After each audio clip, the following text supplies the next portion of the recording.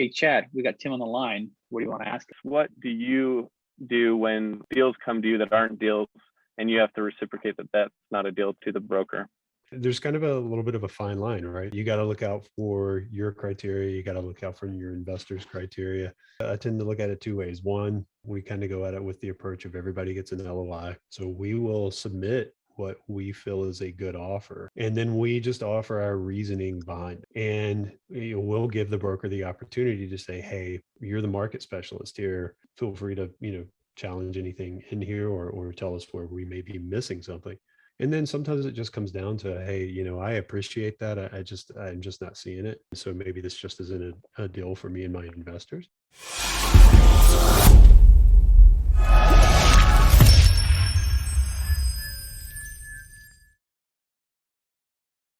Welcome to the Diary of an Apartment Investor podcast. I'm your host, Brian Briscoe with Four Oaks Capital. Very excited for today's show. We got two amazing guys on the line with us today. We got Tim Vest and we got Chad Fowers. And that said, Tim, we'll start with you. Welcome to the show today. Hey, Brian, thanks for having me on. I appreciate it. Yeah, thanks for coming on. Very much appreciate that too. So start us off here and tell us a little bit about yourself. Yeah, so Tim Vest, I'm out of the Charlotte, North Carolina area. I've been doing real estate something for about 15 years now. I actually started in around 2006 doing land development, working with developers to put infrastructure in place before deals or before developments were brought to the general public. Then moved into single family, fix and flip, single family rentals, that type of thing. Did that until about 2018 when I exited the single family space, moved in and started to look where I wanted to go next, and kind of landed in multifamily. It seemed like a natural transition. And as I go around more and more to different groups, I'm starting to find that that's a very, very common transition. In fact, just had a 2-day networking event in Raleigh, and man, I must have met 20 plus folks who were in single family looking to go into multifamily. So did that around 2019 and have been doing multifamily since. Yeah, lot to unpack there. I mean, so you were in commercial real estate in 2006. Yeah. All right, which is not quite the worst year to start commercial real estate. 2007 would have been worse, but any big lessons learned from being involved in real estate at that time? Oh yeah, absolutely. So a lot to unpack, and so let's unpack that one a little bit, because one of the pieces I kind of skipped over there, and I've shared this before. So was doing land development. We were partnered with 3 different developers. 2 of them ended up going bankrupt, and one of them just shut his doors. Couldn't keep going forward, and that was around 2008. 2007 came, 2008 was real bad, 2009 not quite as bad, kind of exiting out of it, but still not good. So yeah, one of the things I learned coming out of that was, one, don't ever speculate with other people's money, which I didn't. So that's the good thing. It was all mine and my partner's money. So thank goodness for that. But then 2, the other piece I learned coming out of that was look for real estate assets, look for real estate opportunities where you have multiple exit strategies. And that was probably one of the biggest pieces I came out of that with. In that particular scenario, the only exit strategy, the only way we would move forward with that is if the developer was in place, the market was still good, and we could go to market with it. That was the only way. And in that case, it goes really, really well. It's very, very lucrative until that road dries up, right? That stream dries up. So coming out of that, I did a lot of searching for other areas where, things that cash flowed from day one, things that would build equity, but even if they didn't build equity, they cash flowed, and I could at least carry them through rough times with the cash flow. Things where, worst case, I had to look at my investor and say, hey, look, we're not going to be able to exit it in 5 years like we talked about, but we are going to continue to cash flow and pay you on a regular basis. So while it's not, we're not getting to that 5-year exit, we are continuing to provide returns. And that was a big lesson coming out of that time. Yeah. I think that's a smart, a good lesson learned there. I mean, multiple exit strategies. I think a lot of people, um, if you're not thinking about the exit when you start, you're prone to make some mistakes. And Yeah, with the development, it's a little higher risk for just that reason. And sure. compare and contrast, development to multifamily syndication is in development, you put a lot of money in up front and you have to wait, and there's no cash flow in between. And then you hopefully get that big pop at the end. Whereas multifamily, it's a little more, if you buy a cash flowing asset, you're getting that money while you're operating, which is different strokes for different folks. I've invested both directions. Just slightly different risk profile. But Yeah. so from there to doing your single family, can you explain what got you into the single family and how that transition went? Just mostly just that, I'd had a little bit of experience with it just from the standpoint of before I moved into the house that my family lives in now. We had a house and we rented it. When we left, we said, well, we're not going to sell, we'll rent. And so I had some experience with that. And I knew I wanted to stay in real estate in some way, shape, or form, despite the 2008 experience. And as we all know, single family homes at that time were a steal. I hate to use that term, but they were going for really good pricings. You could find things, in short sale, foreclosure, things like that. So there was a lot of opportunity there if you had capital to go after them. And lending was tough at the time, but we were able to go after some single families. So that's one of the reasons we pivoted into that space. Mhm. Just that the opportunity was there. We were able to, I had some experience in that market with, something I had done in the past. And then, so I went that route. Nice. Yeah, and I mean, you're right. It was, I refer to it as the great real estate sale of 2009. I mean, it was, Yeah, we bought a place that was, short sale, pre-foreclosure. And, looking back at it, we bought one. I wish we would have bought, a dozen or, sure. a lot more at that time, just because prices were so low. And Yeah. that's one thing. You're seeing the prices, you're seeing the opportunity, and you jumped on it. So Yeah. good for you on that. Yeah, the opportunity was there, but kind of like you're alluding to, it's hard to time it, right? Yeah. Hindsight's awesome. Like in my hindsight right now, I wish I would have held on to my single families till this past year. Oh yeah. It would have. And who knows? I mean, 2 years from now, anything you sold last year, you may think, man, I wish I would have held on to those even longer. But Yeah, it's hard, and a lot of people would look at today's market, and some people are saying, it's going to crash, it's going to crash, it's going to crash. But in 2007, there was like one person who was saying it's going to crash, it's going to crash. But yeah, I don't know. It's hard to time. It's hard to time the top. It's hard to time the bottom. yeah. And folks comparing today to 2007.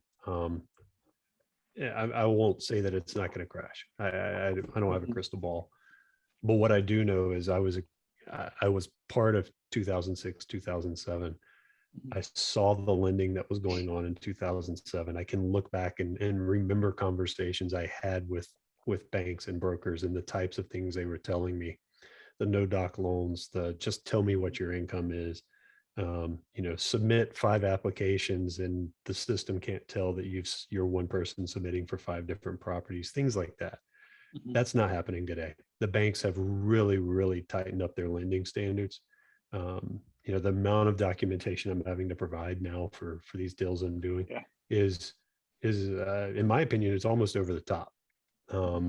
But it is, their due diligence, the bank's due diligence is light years better than it was, 13 years ago.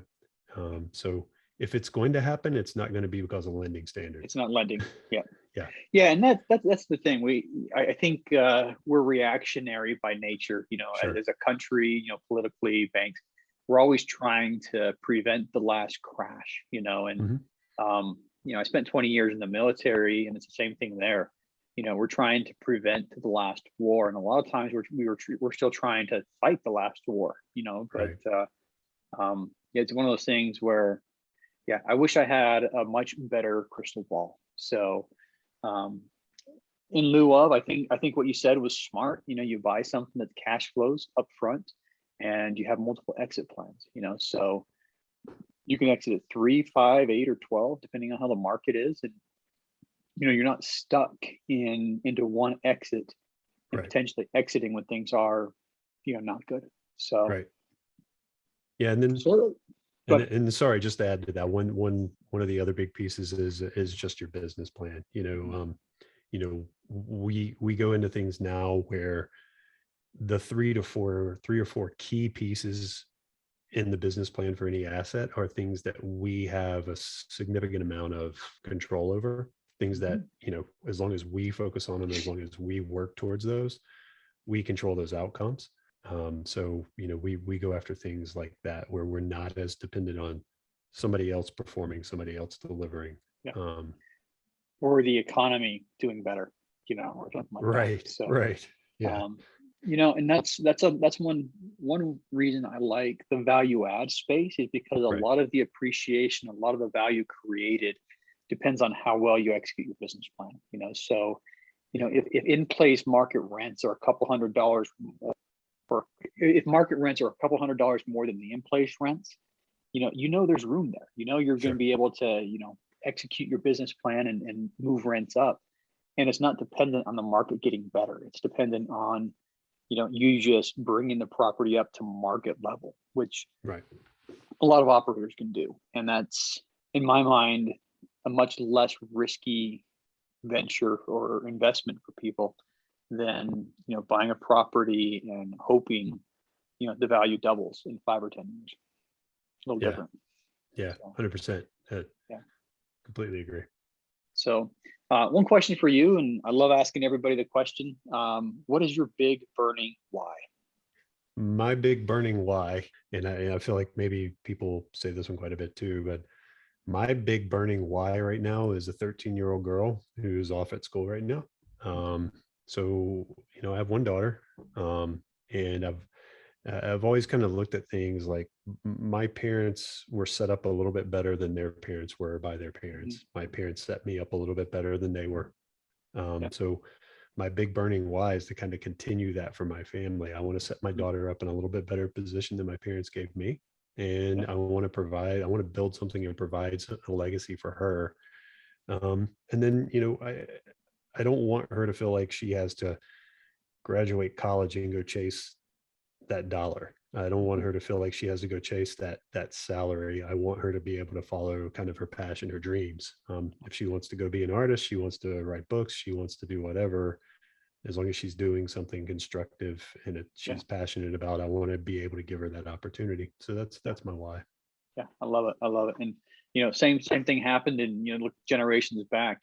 My grandpa had it better than his parents. My parents had it better than my grandparents. Yeah. And you try to keep on building on the foundation you were given, and just do a little bit better for your kids. Appreciate that a lot. And Yeah. something else I'll add is having the money part figured out buys options. And that's I think you said something that's absolutely key is a lot of people want to do something that fulfills them, but if you're scraping to pay your rent or your mortgage, or borrowing money to buy food, you're not going to be able to do something that fulfills you. So, I still love the Forrest Gump quote, money, it's just one less thing. But Yeah. anyway, that said, let's shift gears slightly here and talk about some of the projects you've done. So, if you wouldn't mind, sharing some information on, maybe pick your most recent, or talk about some of the projects you've done. Yeah. I'll talk about one of my recent ones that we took down in Richmond, Virginia. And I'll bring this one up because, man, one of the things I've always gotten into with real estate is what's the old adage: location, location, location. Yeah. This thing is location. I know there's some folks out there that aren't as familiar with Richmond, Virginia. It's a really strong market. And it's got a lot of strong performance indicators in the market, Yep. healthcare, medical, education, government, all there in one little Yeah. downtown area. And then at the same time, the city just has some great bones. And we found a 27 unit building, one of the last low income 27 unit buildings in an area called Shaco Slip. And in Richmond, Virginia, there's two really, really strong areas in downtown called Shaco Slip and Shaco Bottom. This sits smack dab in the middle of Shaco Slip. And man, we're really excited about that one. It needs a little TLC, needs a good scrubbing on the face and some, a little bit of work on the inside, but it has a ton of potential. And this one looks really promising. We're extremely excited about it. It's just one of those that you feel like you can go in and it's got some great bones, exposed brick, wood beams, wood floors. It's just got a lot of personality, and it's one of those you get excited about. It's one of those I get excited about. Nice. Yeah. We bought. I don't know how old yours was. We bought one that was like a 30s build and another one that was a 40s build. And I don't know what. Go ahead. This was right after the Civil War, so like 1870 something build. Yeah. Yeah. But I mean, good bones. I mean, those. They say it a lot. They don't make buildings like they used to, and it's true. But beautiful brick exteriors that you don't want to touch. The wood floors. I'm sure we don't have original wood floors in there, but man, I mean, they've been there for decades. Yeah. It just looks nice. But man, that's what I'm imagining in my mind when you're talking about that. So and that's what it is. There's even a couple of spots where you can tell they came in and put like some sort of flooring down, and you're like, I bet you there's wood under that. And like, I want to peek. I want to pull it up and be like, yeah, there it is. Yep. There. Yep. Yep. Another opportunity right there. Yeah. I mean, I think it's funny how there was, like, I guess the carpet revolution, where all of a sudden carpet was, much cooler than wood floors, and everybody wanted to cover those things up. But man, it sure is a nice surprise when you peek underneath the carpet and you're like, yep, there's wood there. Yeah. So we got that. That's one we did recently, and then one that we're real excited about that we're doing right now is actually just outside Charleston, Charleston, South Carolina. In Somerville. And for folks who aren't familiar with it, Charleston kind of starts at the ocean where the like three rivers flow in, and you go north and you run into North Charleston. Then Somerville, it's right past that area, and strong area, lots of jobs going in there. Yeah. Lots of distribution, lots of medical going in down there. And then this is a 32 unit property that we've got under contract that we'll be closing on here just towards the end of September, actually. Okay. So we're really excited about that one too. Is that the part of Charleston where the port is as well? So Somerville is not. Somerville is more. If you think of you think about that industry, like you pull things in from the ocean, you put them in the port, then they go out to distribution centers that are pretty close by. Somerville's that area where all the big warehouses and distribution centers are, that you pull them in, and then they hit the interstate and they get deployed through the country. All right. So that's. Yeah. I mean, we're definitely in the South Carolina market. One thing I really like about Charleston is that port facility. It's one of the largest ports on the East Coast, and it does drive a lot of business there. So, port expansion and everything aside, I think I'm very bullish on Charleston in general. And I've heard, North Charleston in that area up north is where a lot of the growth's at. So assuming that's going to be, a really, really solid deal for you. Yeah.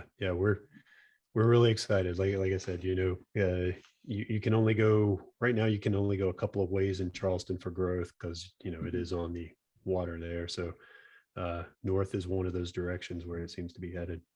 Yep. And that's right on a major freeway, major artery too. So, I mean, you get that freeway, that's where the growth is going to happen. Yeah. So unless they start reclaiming land, which they're probably not going to be doing in Charleston, your expansion is going to go along one of the major freeways. So 100%. Good play there. All right. So what's next for you? What's next? Well, we're constantly looking for more things. We're looking hard in that Charleston market. We're continuing to look hard in the Richmond market. We're expanding very, very aggressively into the Columbia, South Carolina market. Mhm. We've identified 3 zip codes inside that market where we want to focus. We'll be closing on a property in one of those zip codes, a 24 unit here in the next 2 weeks. Yeah. And we will be going down to Columbia to kind of boots on the ground, canvas the area Yeah. where we have 4 under contract right now that we're going to make sure that we want to continue to move forward with. Nice. So we like that market too, and that seems to be next. Yeah, and that 24 unit. I mean, we talked about this a couple of weeks ago, but that's one that I looked at, a couple of years ago. Yeah. When it was marketed, and it's a beautiful property. And Yep. we like Columbia. My wife was actually born in West Columbia and raised in Lexington, so that's part of the reason that we focus in the Carolinas. And we've got a property or 2 in that area as well. So Yeah. very, very bullish on that state and in that city as well. Yeah. That said, we're going to shift gears slightly and bring Chad on. So Chad, welcome. Thank you. Appreciate it. Happy to be here. Yeah. So do us a favor and tell us a little bit about yourself. Yeah, really appreciate you taking the time to have me on. I'm originally from Salt Lake City, Utah. That's my primary market. Over the last 4 years, I've been flipping single family homes. I started out as a real estate agent representing buyers and sellers. And I did that for about 6 months, just long enough to realize that there was more to being in real estate than just being a real estate agent. So I decided the only other thing was to jump into fix and flip. Unbeknownst to me that there's a lot more in real estate, and that's what I'm finding out right now. So like I said, over the last 4 years, been doing fix and flip and have been pretty successful at it. Mhm. And been able to build a team doing a good amount of volume here in our local market. About 6 months ago, I discovered apartment syndications through different podcasts, Grant Cardone, different online platforms, and realized that the thing that I was really trying to get into was apartment investing instead of single family fix and flip, kind of like Tim was saying. We all start somewhere, and that's kind of the transition that I'm looking to make now from that single family fix and flip to the apartment investing. So that's what I've been doing, and just been diving headfirst, figuring out as much information as I can to be able to get started and get into this world as well. So Yeah, absolutely. I don't know how I missed this before. I just pulled up the original email chain, 801 area code. I should have realized that. I grew up in just north of Salt Lake City. So let's go deeper. Where in Salt Lake, or where in Utah are you? So I recently actually moved to Ogden, Utah. Okay. So that's about 45 minutes north of Salt Lake City, approximately there. I actually have my broker who I hold my license with has an office here in downtown Salt Lake off of Main Street. So I commute back and forth. I kind of am all over, but primarily stationed in Ogden there. But I grew up in Layton, went to Layton High School, and my mom graduated Bonneville High School in Ogden. My dad graduated Benton in Ogden. So and my daughter I drive by those all the time. Yep. So those are my stomping grounds. My old stomping grounds. But my folks still live in Layton, so I'm down in that area a lot. So wow, small world. But so same question for you that I ask everybody on the show. What's your big burning why? Yeah, that's a good question. I think it's hard for me. I feel like I'm still young enough that I'm still trying to figure it out that why. I guess my real why in the real estate world is that I want to be able to prove that if I can do it, then anyone can do it. Coming from my background, I don't have any real estate experience. I don't have any financial freedom success stories that are kind of my stepping stone to success. And I really just love the fact that if I can do it, then anyone else can do it. And that's really my why.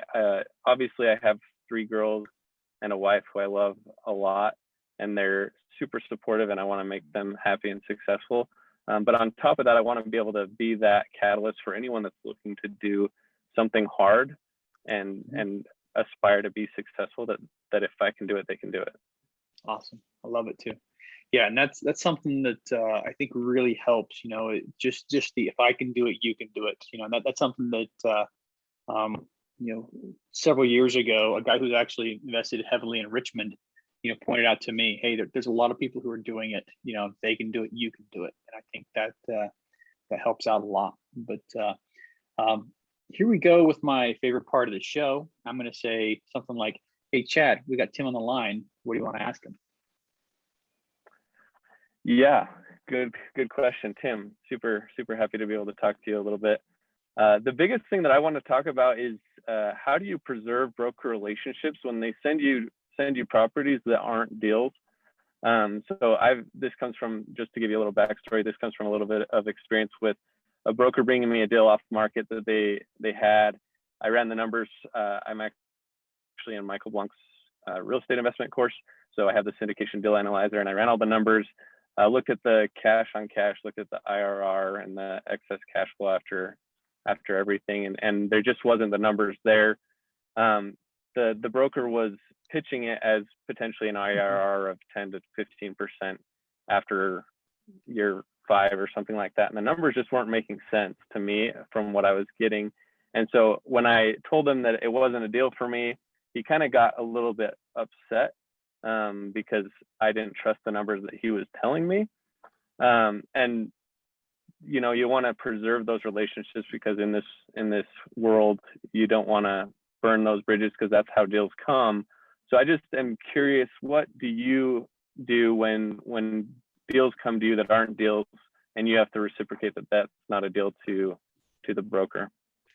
Very good question. And there's kind of a little bit of a fine line, right? Because you gotta look out for your criteria. You gotta look out for your investors' criteria. For me, I tend to look at it 2 ways. One, we kind of go at it with the approach of everybody gets an LOI.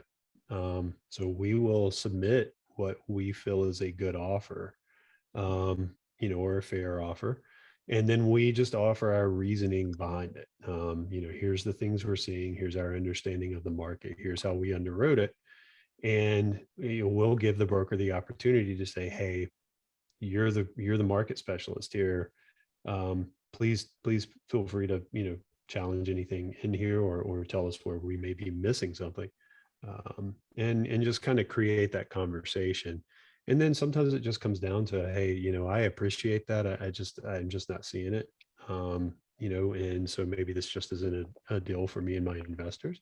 But we just try to keep it cordial and keep the conversation going and tell them, hey, we're really interested in anything you got coming up. So please keep us in mind. But so far, for the most part, I've found, and my underwriter has found that as long as we kind of can explain where we're coming at it from and what we're seeing, that they tend to be okay. It sounds like maybe you try to do that, but the broker still wasn't quite seeing eye to eye with you. And Yeah, honestly, I mean, that just happens sometimes, and you just kind of got to say, hey, I can't see it, and if I don't think I can act on it, I can't take this to my investors. Yeah.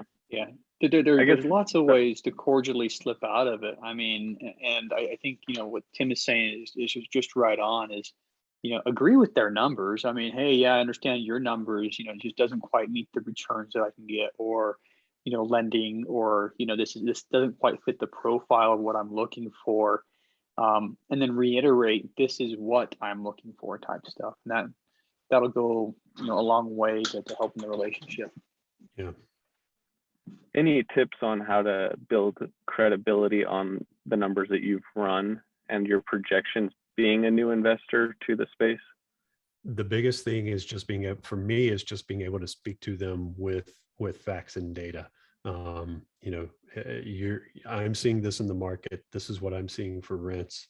This is what I'm seeing for, a reasonable CapEx for the type of lift that you're pitching me here, or you're communicating. And just being able to talk to it that way, and know, and just know that your numbers are fairly accurate. As long as you kind of stick to those facts, I always find that the credibility is there. And then, and this is easier said than done, right? But then the next piece, the next level above that is once you get that first one under your belt, then you're able to point to, we are closing on things that Yeah.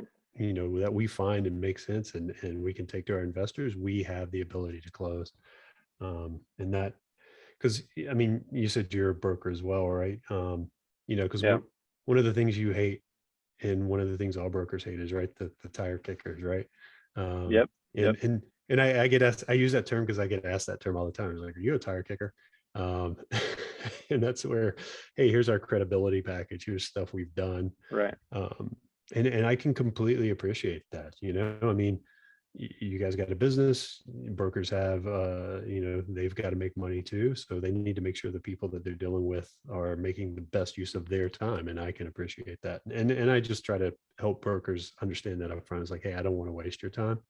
So, I'm here to do a deal and just try to level set that way. One thing I'll add is lean on other people. Your question was about credibility for numbers. Lean on other people who are credible.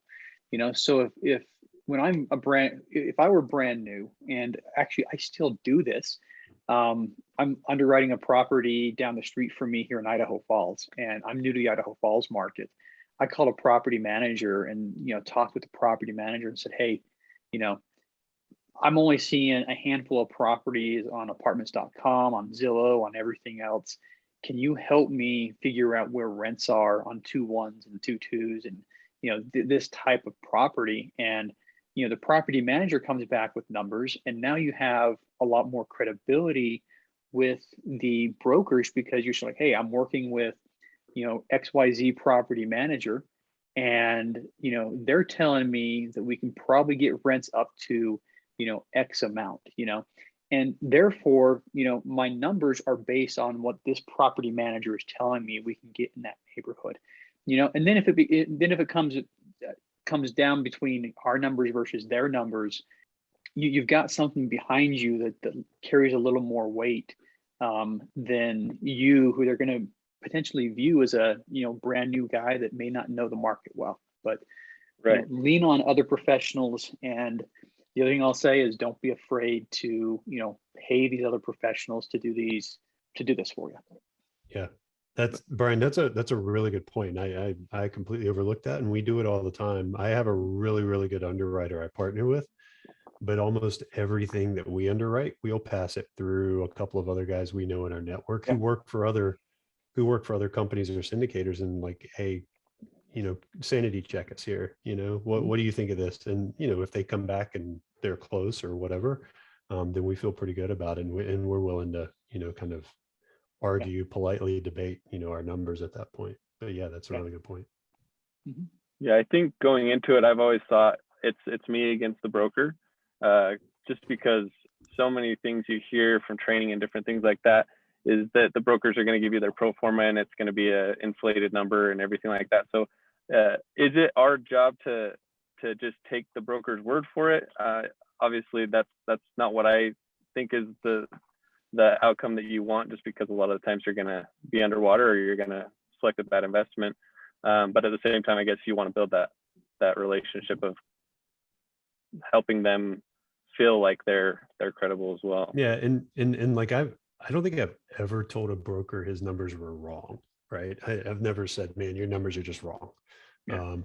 I think the phrase I tend to use a lot is, I'm not seeing it. I'm just not, I can't get there. I'm not able to get there, and maybe I'm missing something, but at the end of the day, I kind of always look at it as, you can't blame me for erring on the side of, I can't blame a broker for going after top dollar for his client.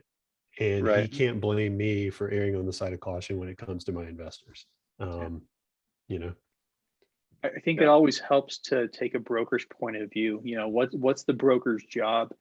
They're taking a property to market. They're trying to maximize its value. Okay. So brokers are going to have a very rosy picture of what the property is worth, and they're promoting it. They're trying to, make it look as good as possible to try to get the highest possible price. That's what they're trying to do. Mm-hmm. So do they stretch numbers a little bit? They probably do. Do they make the income look a little rosy and the expenses look, very streamlined? Yeah, they do.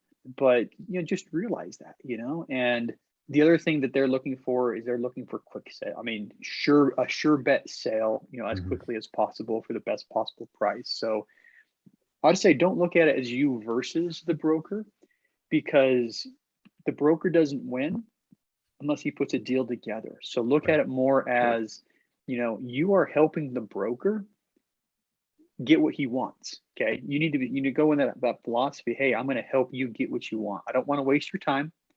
All right. If we can hit your number, we are going to hit your number. And if we Yeah. can't, then, we'll wait for the next deal.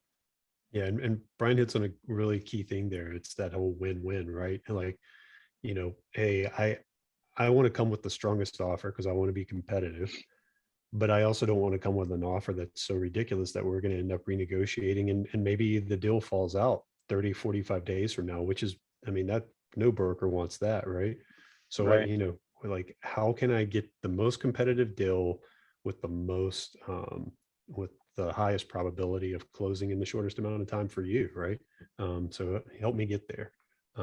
It's not you against the broker. It really is kind of a partnership in a way. Yeah. And that tends to be how we approach them. Yeah. I think that that's the key that I'm looking for, is just because there's a limited amount of brokers that do a good amount of volume in the multifamily space in a specific market. And so if you get someone on the line that brings you a deal and then you're not able to fulfill on that deal, or it's not a deal for you, just making sure that you maintain that so that deal flow can be continuous over time. But I think that you guys did an awesome job at answering that. That's super helpful. I guess one other question that I do have is just what's a reasonable expectation as a new investor for the amount of capital that I should be looking to raise? Just a reality check, just because again, going after larger properties, is it reasonable to say, hey, I'm going to go out and raise $1 million, or is it, hey, I am going to try to raise $100,000 and partner with the rest of the money, or what would you say is starting out? What's the good expectation there? I I hate to say this, but I think it kind of depends. And I'll give you a reason why. It depends on your network, right? Depends on what you're starting with. Me, I started a year and a half ago raising. I've been doing multifamily longer than that, but I wasn't raising. I'd always been resistant to raising capital myself. But I started a year and a half ago raising capital. And so it took me a little while to get to the point where I felt like I could confidently go in and say, I can bring 500,000 to your deal. That's me. We have a guy that works with us who has been doing some sort of financial and connecting with high net worth individuals for 15 years now. He showed up having never raised a dime for a multifamily deal, and literally in the span of 3 days completely funded 300,000 for this deal and 800,000 for another deal we're doing. So it really kind of deal depends on that network that you're starting with. If you're starting from scratch, it's gonna, I would say, start with 100, 200,000, shoot for the moon at some point. But if you got a bigger network or a bigger base, then you could be doing 1 million, 2 million easily. Yeah, I met a guy who's actually been on the podcast as an aspiring investor, but my first phone call with him was about a year ago, and he's like, I think I'd be really good at raising capital. My job right now is X, and I deal with a lot of high net worth people. Yep. And he's raised for 2 deals, and he brought 4.5 million in. All right. Yeah. Wow. And it was because his network, he already had a bunch of high net worth people in his network that had no problem writing a $50,000 check. My network, I didn't have very many people in my network that, were high net worth. And, for me, the first deal was a struggle. It was, I was going out to meetups all over the place trying to find people who could invest, because my network, I didn't have I don't have a rich uncle. I don't have, people who can invest. So I think, Tim hit the nail on the head. It depends on what your network looks like already. I would say, as a new investor, and I've talked to dozens and dozens of people on their first raise, you know, if you really want a dollar amount, I would say somewhere around 500,000, is what a lot of brand new investors are bringing in, successfully. There are there are people who bring less, there are people who bring more, but I think that's probably a good goal to set for somebody who's a good attainable goal to set for someone in your shoes. Yeah. So awesome. And Chad, just to follow up that number, the Yeah. first syndication I did where I raised for another syndicator, it was 500,000. Okay. And I hit that mark, but it took my entire network to hit that mark. But yeah. One of my partners on our first deal made 2 phone calls and got 500,000. Yeah. So it's exactly. it really depends, but from where you're at, I think stick with a number like 500,000 and push till you get there. So cool. Yeah. Thank you.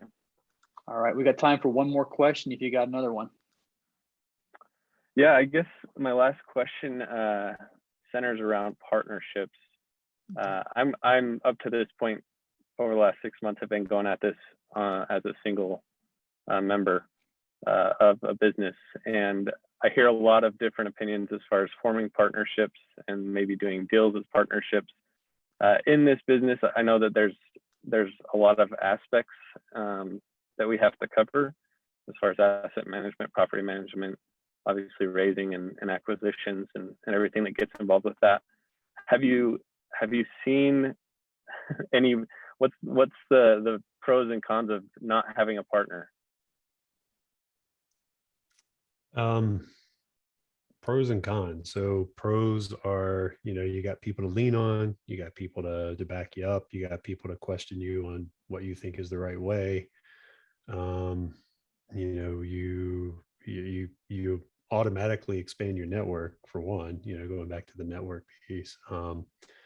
You got people that bring different skill sets to the table. For instance, my primary partner, great guy, Robert Musso.